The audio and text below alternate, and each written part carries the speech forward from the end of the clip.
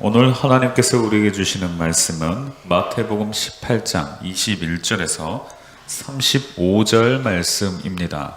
그때 베드로가 나와 가로되 주여 형제가 내게 죄를 범하면 몇 번이나 용서하여 주리이까 7번까지 하오리이까 예수께서 가라사대 내게 이르노니 7번뿐 아니라 70번씩 7번이라도 할지니라.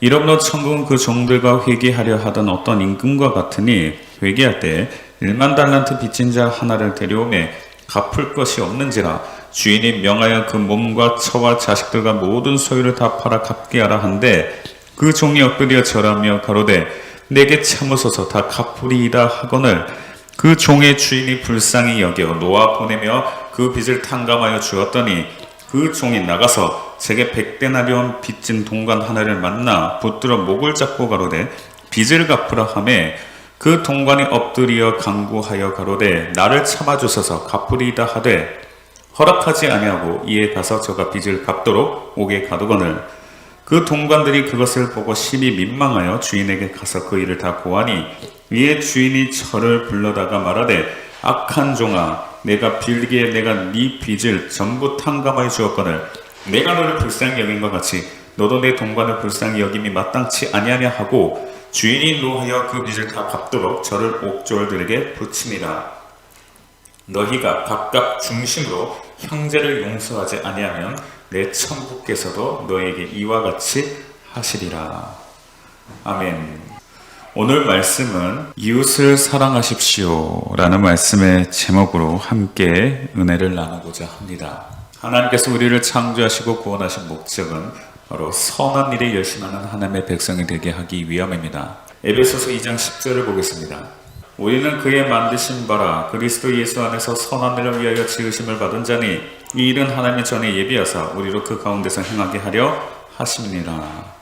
아멘. 우리를 창조하신 목적, 우리를 지으신 목적은 바로 선한 일에 열심하라고 우리를 지으셨습니다.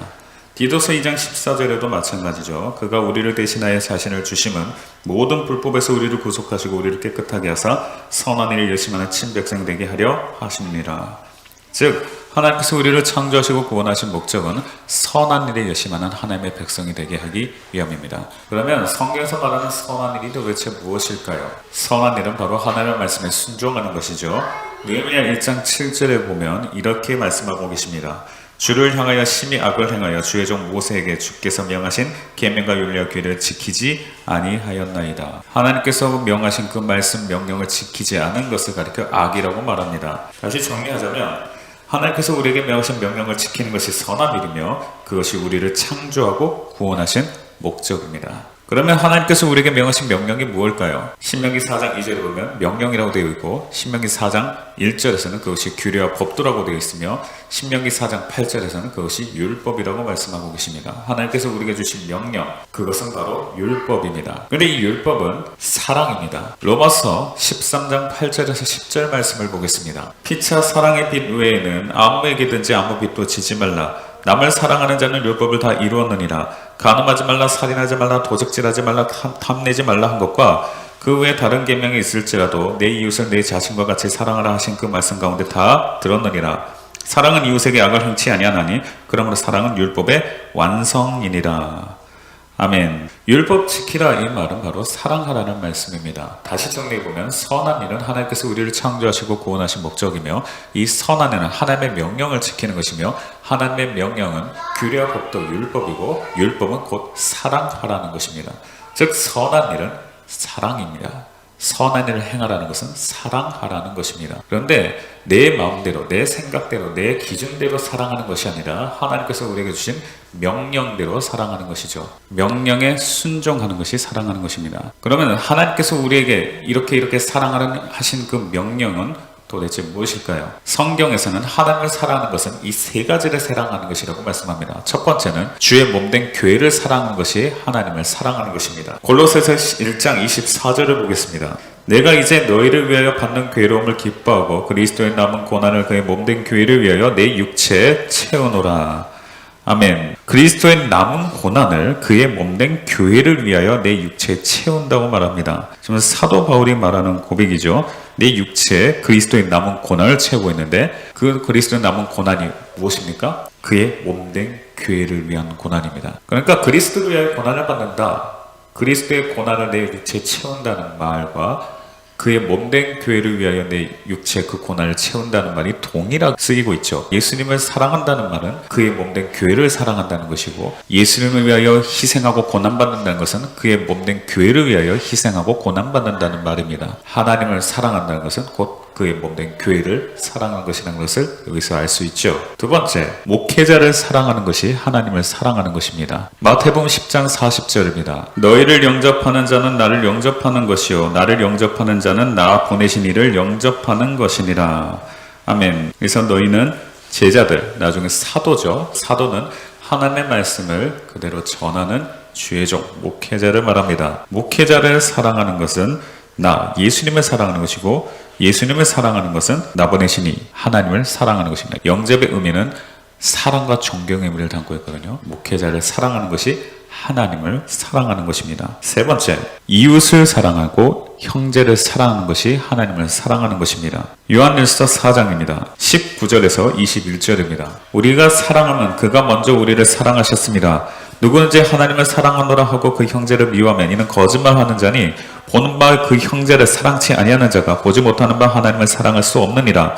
우리가 이 계명을 주께 받았나니 하나님을 사랑하는 자는 또한 그 형제를 사랑할지니라.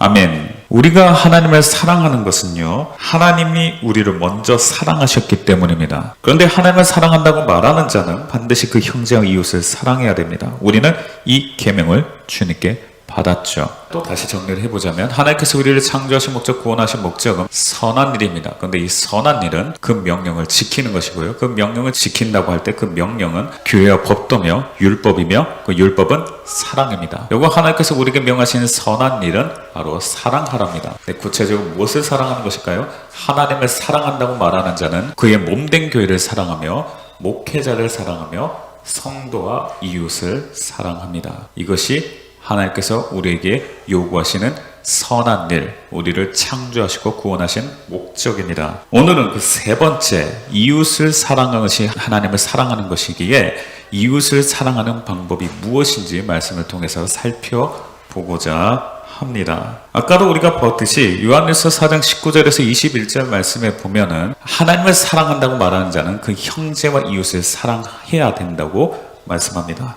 근데 이 계명 우리가 주님께 받았죠. 21절을 다시 읽어보겠습니다. 요한일서 4장 21절입니다. 우리가 이 계명을 주께 받았나니 하나님을 사랑하는 자는 또한 그 형제를 사랑할지니라. 아멘. 우리가 이 계명을 주님께 받았습니다. 어떤 계명이죠? 형제 사랑하라는 계명입니다. 서로 사랑하라는 계명입니다. 이 계명을 주님께 받았습니다. 정말 그런가요? 요한복음 15장 12절을 보겠습니다. 내 계명은 곧 내가 너희를 사랑한 것 같이 너희도 서로 사랑하라 하는 이것이니라. 아멘. 이미 우리에게 계명을 주셨죠. 그런데 예수님만 우리에게 이 계명을 주셨을까요? 아닙니다. 하나님께서는 이 사랑의 계명을 이미 구약에서 우리에게 주셨습니다.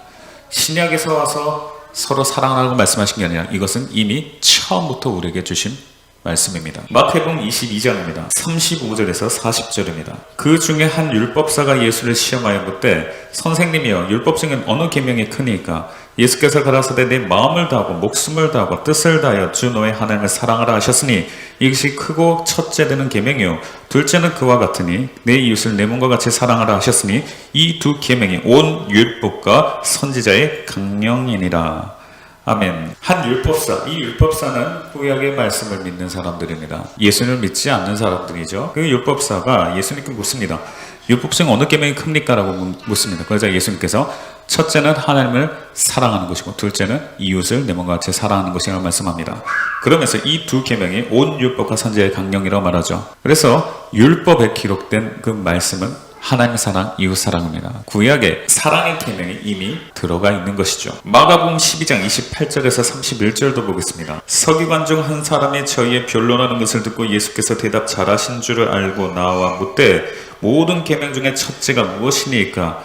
예수께서 대답하시되 첫째는 이것이니 이스라엘아 들어라 주 곧 우리 하나님은 유일한 주시라 내 마음을 다하고 목숨을 다하고 뜻을 다하고 힘을 다하여 주 너의 하나님을 사랑하라 하신 것이요 둘째는 이것이니 내 이웃을 내 몸과 같이 사랑하라 하신 것이라. 이에서 더 큰 계명이 없느니라. 아멘. 신약에서만 하나님께서 우리에게 사랑의 계명을 주신 게 아니라 이미 구약부터 하나님께서 우리에게 모세를 통해서 사랑의 계명을 주셨습니다. 하나님께서는 모세를 통해서 이스라엘 백성들에게 주신 그 율법과 계명이 곧 사실 하나님을 사랑하고 이웃을 사랑하는 것, 사랑입니다. 그래서 예수님께서 바리새인과 서기관들에게 지적하신 부분도 바로 이 지점입니다. 자, 마태복음 23장 23절을 보겠습니다. 화 있을진저 외식하는 서기관들과 바리새인들이여, 너희가 박하오 회당과 근처에 11조를 들이되 율법에 더 중한 바 의와 인과 신은 버렸도다. 그러나 이것도 행하고 저것도 버리지 말아야 할지니라. 아멘. 자, 이 말씀에 보면 박하오 회당과 근처에 11조를 드렸습니다. 그런데 율법에 더 중한 바 의와 인과 신은 버렸다고 말합니다. 자, 율법에 더 중한 바 의와 인과 신이 무엇일까요? 이와 동일한 말씀이 누가복음에도 기록되어 있는데 누가복음에서는 공의와 하나님께 대한 사랑이라고 말씀합니다. 누가복음 11장 42절입니다. 화 있을진저 너희 바리새인이여, 너희가 박하와 운양과 모든 채소의 11조를 드리되 공의와 하나님께 대한 사랑은 버렸노다. 그러나 이것도 행하고 저것도 버리지 아니하여야 할지니라. 아멘. 율법에 더 중한 바 의와 인과 신이 무엇입니까? 공의와 하나님께 대한 사랑입니다. 우리는 율법을 지키나요? 하나님을 사랑하십니까? 우리가 정말 하나님을 사랑한다면 당연히 이웃과 형제를 사랑해야 합니다. 다시 요한일서 4장 19절에서 21절입니다. 우리가 사랑하면 그가 먼저 우리를 사랑하셨습니다. 누구든지 하나님을 사랑하노라 하고 그 형제를 미워하면 이는 거짓말하는 자니 보는 바 그 형제를 사랑치 아니하는 자가 보지 못하는 바 하나님을 사랑할 수 없느니라. 우리가 이 계명을 주께 받았나니 하나님을 사랑하는 자는 또한 그 형제를 사랑할지니라.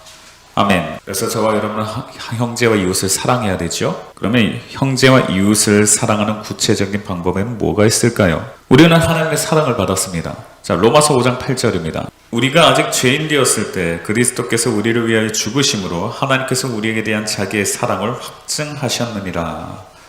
아멘. 원래는 죄 때문에 죽었어야 할 우리입니다. 그런데 하나님께서는 우리 대신 사랑하는 독생자를 죄의 대가로 십자가에 못 박혀 죽게 하심으로 우리의 죄를 용서해 주시는 그 사랑을 우리에게 주셨습니다. 이렇게 먼저 하나님의 사랑을 받았죠. 그리고 그 사랑에 감격해서 우리는 목숨 바쳐 하나님을 사랑하겠다고 다짐합니다. 그런데 눈에도 보이지 않는 하나님을 사랑한다는 것은 눈에 보이는 형제와 이웃을 사랑하는 것입니다. 우리는 아무 대가 없이 죄를 용서받았잖아요. 이렇게 용서받은 우리가, 이렇게 하나님의 사랑을 받은 우리가 형제 이웃에 내게 잘못했을 때 용서하는 것이 마땅치 않겠습니까? 정말 형제와 이웃을 사랑하십니까? 그러면 그 사랑은 반드시 허다한 죄를 덮습니다. 베드로전서 4장 8절입니다. 무엇보다도 열심으로 서로 사랑할지니 사랑은 허다한 죄를 덮느니라. 아멘. 형제와 이웃을 사랑하는 것이 무엇일까요? 바로 잘못을 용서해주고 죄를 덮어주는 것입니다. 마태복음 18장에 보면 베드로가 예수님께 묻습니다. 주여, 형제가 내게 죄를 범하면 몇 번이나 용서해 주어야 됩니까? 7번까지 할까요? 이렇게 묻습니다. 이때 예수님께서 베드로에게 이렇게 말씀하시죠. 마태복음 18장 21절에서 22절입니다. 그때 베드로가 나와 가로되 주여, 형제가 내게 죄를 범하면 몇 번이나 용서하여 주리이까? 7번까지 하오리이까? 예수께서 가라사대 내게 이르노니 7번뿐 아니라 70번씩 7번이라도 할지니라. 아멘. 지금 베드로는 형제의 죄를 7번까지 용서해 주겠다고 이렇게 말하면 예수님께서 칭찬해 주실 줄 알았어요. 물론 7번까지 용서해 주는 거 당시 관습으로는 정말 많이 용서해 주는 겁니다. 유대인의 관습에 의하면 2번까지는 용서해 주는데 3번째는 용서를 해주지 않아요. 그게 유대인의 관습이고 관례였습니다. 그런데 예수님은 베드로에게 이렇게 말씀하시죠. 7번뿐 아니라 70번씩 7번이라도 용서해 주라고 말씀합니다. 이 말은 끝까지 용서해 주라는 거죠. 그러면서 예수님께서 1만 달란트 비유를 말씀하십니다. 그리고 이를 통해서 70번씩 7번이라도 형제의 죄를 용서해야 하는 이유에 대해서 말씀하시죠. 23절부터 35절, 좀 길지만 다시 읽겠습니다. 이러므로 천국은 그 종들과 회개하려 하던 어떤 임금과 같으니 회개할 때에 1만 달란트 빚진 자 하나를 데려오매 갚을 것이 없는지라 주인이 명하여 그 몸과 처와 자식들과 모든 소유를 다 팔아 갚게 하라 한데 그 종이 엎드려 절하며 가로되 내게 참으소서 다 갚으리이다 하거늘 그 종의 주인이 불쌍히 여겨 놓아 보내며 그 빚을 탕감하여 주었더니 그 종이 나가서 제게 100데나리온 빚진 동관 하나를 만나 붙들어 목을 잡고 가로되 빚을 갚으라 하매 그 동관에 엎드려 간구하여 가로되 나를 참아주소서 갚으리이다 하되 허락하지 아니하고 이에 가서 저가 빚을 갚도록 옥에 가두거늘 그 동관들이 그것을 보고 심히 민망하여 주인에게 가서 그 일을 다 고하니 이에 주인이 저를 불러다가 말하되 악한 종아 내가 빌기에 내가 네 빚을 전부 탕감하여 주었거늘 내가 너를 불쌍히 여김과 같이 너도 내 동관을 불쌍히 여김이 마땅치 아니하냐 하고 주인이 노하여 그 빚을 다 갚도록 저를 옥졸들에게 붙이니라. 너희가 각각 중심으로 형제를 용서하지 아니하면 내 천부께서도 너희에게 이와 같이 하시리라. 아멘. 이 비유를 잘 보십시오. 1만 달란트 빚은 하나님 앞에서 우리의 죄를 뜻합니다. 우리는 인류의 조상 아담 한 사람의 죄로 인해서 죄의 본성 가지고 태어났죠. 죄의 종노릇하며 살게 되었습니다. 로마서 3장 23절에는 이렇게 말씀하고 계시죠. 모든 사람이 죄를 범하였음에 하나님의 영광에 이르지 못하더니 모든 사람이 죄를 지었습니다. 이 죄 때문에 어떻게 되죠? 사망에 이르게 됩니다. 1만 달란트는 바로 하나님 앞에서 우리의 죄를 말합니다. 하나님 앞에서 우리의 죄가 크게 두 가지입니다. 하나는 원죄, 하나는 자범죄입니다. 지금 원죄에 대해서 살펴보고 있습니다. 아담 이후로 모든 사람이 죄를 범한 그 죄. 로마서 5장 12절입니다. 이러므로 한 사람으로 말미암아 죄가 세상에 들어오고 죄로 말미암아 사망이 왔나니 이와 같이 모든 사람이 죄를 지었으므로 사망이 모든 사람에게 이르렀느니라. 아멘. 이 죄, 모든 사람이 지은 죄로 말미암아 아담이 지었고 나는 짓지 않았는데 아담 때문에 모든 사람이 다 죄인이 되었고 그 죄로 말미암아 사망이 온 이 죄가 바로 원죄입니다. 모든 사람은 이 죄의 본성 아래 태어나서 죄의 종로도 타다가 죽으면 사망에 이르게 되는 거죠. 여기서 사망이라는 것은 내 육체의 죽음만을 의미하지 않습니다. 히브리서 9장 27절을 보겠습니다. 한 번 죽는 것은 사람에게 정하신 것이요 그 외에는 심판이 있으리니.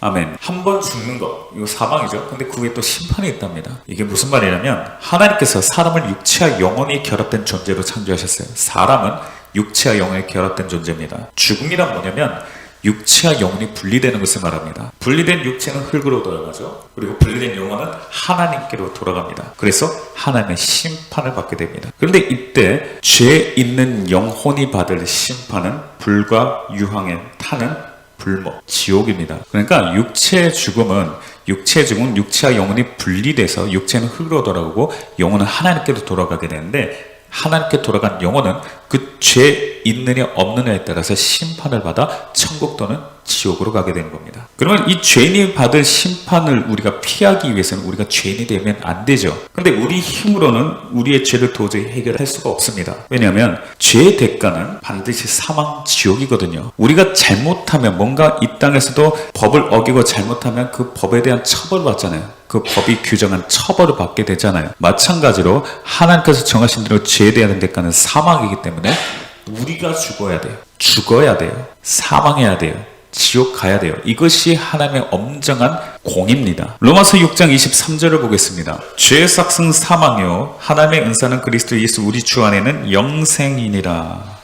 아멘. 죄의 삭은 사망, 지옥입니다. 그러니까 죄의 대가는 반드시 지옥 가야 됩니다. 죽고 지옥 가야 됩니다. 그런데 우리가 이 문제를 해결할 수가 없죠. 우리가 죄 문제도 해결할 수 없을 뿐더러 죄의 대가를 우리가 치르면 그냥 지옥행인 겁니다. 그러나 하나님께서는 우리 힘으로는 절대 해결하지 못하는 이 죄의 문제를 해결할 수 있는 구원의 길을 열어주셨습니다. 요한복음 3장 16절입니다. 하나님이 세상을 이처럼 사랑하사 독생자를 주셨으니 이는 저를 믿는 자마다 멸망치 않고 영생을 얻게 하려 하심이니라.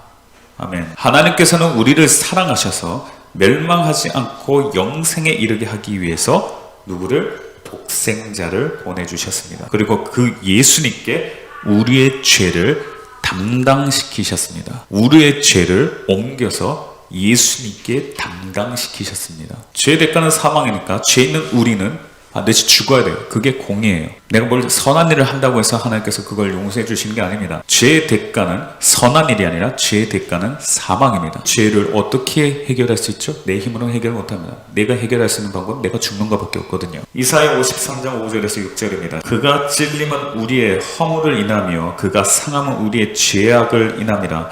그가 징계를 받음으로 우리가 평화를 누리고 그가 채찍에 맞음으로 우리가 나음을 입었도다. 우리는 다 양 같아서 그릇 행하여 각기 제 길로 갔거늘 여호와께서는 우리 무리의 죄악을 그에게 담당시키셨도다. 아멘. 원래는 우리의 죄는 우리가 처벌받아서 우리가 죽어야 되는 겁니다. 그런데 하나님께서 우리를 사랑하셔서 예수 그리스도를 보내주셔서 우리의 죄를 꺼내서 예수 그리스도께 다 뒤집어 씌우고 예수 그리스도를 십자가에 못 박아 죽게 하십니다. 원래는 내가 죽어야 되는데 나 대신 예수 그리스도께서 죽게 하신 겁니다. 그렇게 예수 그리스도께서 우리를 죄에서 구원하셨습니다. 그래서 성경은 이렇게 말씀하죠. 에베소서 1장 7절입니다. 우리가 그리스도 안에서 그의 은혜의 풍성함을 따라 그의 피로 말미암아 구속 곧 죄의 사함을 받았으니 이렇게 우리가 그의 피로 말미암아 예수 그리스도의 피로 말미암아 죽으심으로 말미암아 우리가 구속 곧 죄의 사함을 받았습니다. 이것이 하나님께서 탕감해 주신 1만 달란트의 빚입니다. 하나님께서 독생자를 십자가에 못 박혀 죽게 하신 그 큰 사랑으로 1만 달란트의 빚에 달하는 우리의 죄, 절대 사망과 지옥을 피할 수 없는 우리의 죄를 탕감해 주신 것입니다. 그러면 100데나리온 빚은 뭘까요? 이것은 형제가 내게 범한 죄를 말합니다. 우리가 하나님 앞에 범한 죄는 우리의 힘으로 도저히 갚을 수 없는 1만 달란트와 같습니다. 하지만 내 이웃이 나에게 범한 죄는요 겨우 100데나리온에 지나지 않습니다. 1만 달란트에 비하면 100데나리온은 얼마 되지도 않죠. 100데나리온 하면 우리 입장에서는 그래도 조금 커 보이긴 합니다. 100데나리온이면 1데나리온이 일꾼의 하루 품삯이기 때문에 10만 원만 잡아도 1000만 원 정도 되죠. 부담이 되죠. 부담되긴 하지만 1만 달란트에 비하면 아무것도 아닙니다. 그런데 1만 달란트의 빚을 탕감받은 내가 나에게 100데나리온을 빚진 친구를 만나서 그 빚을 갚으라고 합니다.